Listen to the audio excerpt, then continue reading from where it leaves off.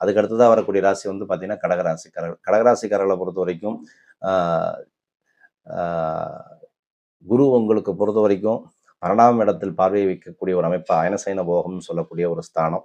so இதன் காரணமாக இந்த கடகராசிக்காரர்களுக்கு புதிய கம்யூனிகேஷன், புதிய தொடர்புகள், பெரிய நபர்களுடைய ஒரு